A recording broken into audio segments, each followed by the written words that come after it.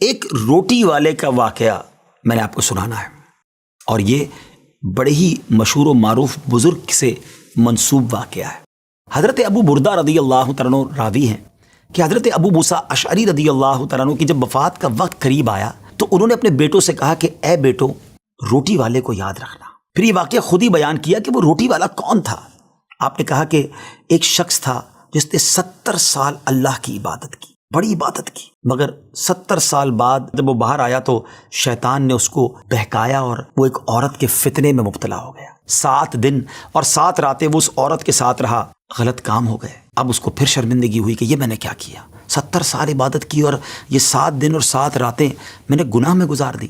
بڑا شرمندہ، بڑا نادم، قدم قدم پر سجدے کرتا جاتا، توبہ کرتا جاتا۔ اب چلتے چلتے چلتے ایک مسافر خانے میں پہنچا تو وہاں 12 مسکین لوگ پڑے ہوئے تھے، لیٹے ہوئے تھے۔ اس نے بھی جگہ بنائی اور ان کے درمیان جا کر خود بھی گر کر سو گئے۔ اب رات میں ایک شخص آیا جو ان کو کھانا دیا کرتا تھا، روٹی دیا کرتا تھا۔ ایک ایک کر کے 12 روٹیاں لے کر آیا تھا، اس کو پتا تھا یہاں 12 مسکین رہتے ہیں۔ ایک ایک کر کے سب کو روٹی دینے لگا۔ وہ شخص جو یہاں آ کر اچانک بیچ میں آ کر لیٹا تھا، اس کو بھی وہ مسکین سمجھا اور اس کو بھی روٹی دے دی۔ لیکن ظاہر ہے کہ اگر ترتیب سے روٹی دیتے دیتے آگے آئے تو آخری نمبر والے کو روٹی نہ ملی، کیونکہ یہ تو 13 ہو چکے تھے۔ تو بانٹنے والے سے اس مسکین نے کہا کہ تم نے آج مجھے روٹی کیوں نہیں دی؟ اس نے کہا میں نے تو سب کو ایک ایک روٹی دی، کسی کو 2 نہیں دی۔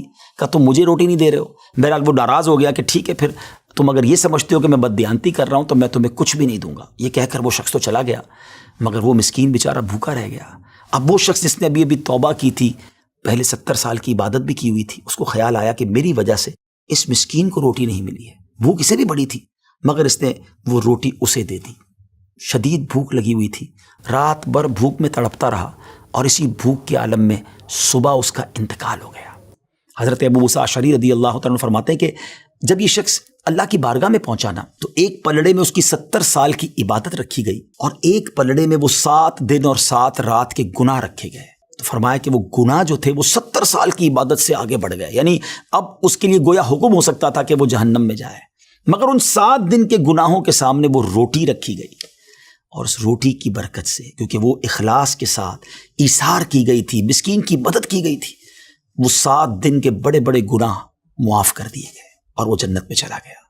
پھر آپ نے اپنے بچوں سے کہا بیٹا روٹی والے کو یاد رکھنا۔ ناظرین، یہ واقعہ واقعی دلوں کے تار چھیڑ دیتا ہے۔ 2 باتیں سیکھنی ہیں کہ بعض اوقات کچھ لوگ کہتے ہیں یار میں نہیں بہک سکتا، میں تو بڑے اچھے ماحول میں ہوں۔ نہیں جناب، شیطان نے بڑوں بڑوں کو بہکا دیا ہے۔ ہمیں اپنی صحبتیں اچھی کرنی ہوں گی، اللہ کریم سے شیطان کے مقابلے میں پناہ مانگنی ہوگی، اور اپنے آپ سے ڈرتے رہنا ہوگا کہ نہیں میں بھی گناہوں میں مبتلا ہو سکتا ہوں، مجھ سے بھی کوئی بڑا گناہ کہیں نہ ہو جائے۔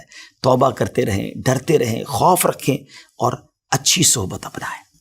اور دوسری بات، صدقہ جو ہے نا وہ گناہوں کو مٹا دیتا ہے۔ صدقہ اللہ کی بارگاہ میں بڑا پسندیدہ ہے، غریبوں کی مدد کرنا یہ اللہ کو بڑا پسند ہے۔ ہمیں بھی چاہیے کہ وقتاً فوقتاً اپنے غریب پڑوسیوں، غریب رشتہ داروں، غریب مسلمانوں کی مدد کرتے رہیں۔ اور دعوت اسلامی کا شعبہ FGRF سبحان اللہ دکھیارے مسلمانوں کی شاندار انداز میں مدد کرتا ہے۔ سیلاب زدگان کی مدد کتنے بڑے پیمانے پر کی گئی، اور یہ سارا سال ہی اب کچھ نہ کچھ سلسلہ رہتا ہے، تو آپ بھی FGRF کا ساتھ دیجیے، دکھیارے مسلمانوں کی مدد کیجیے۔ اللہ آپ کے رزق حلال میں برکت عطا فرمائے اور ہم سب کے گناہوں کو معاف فرمائے۔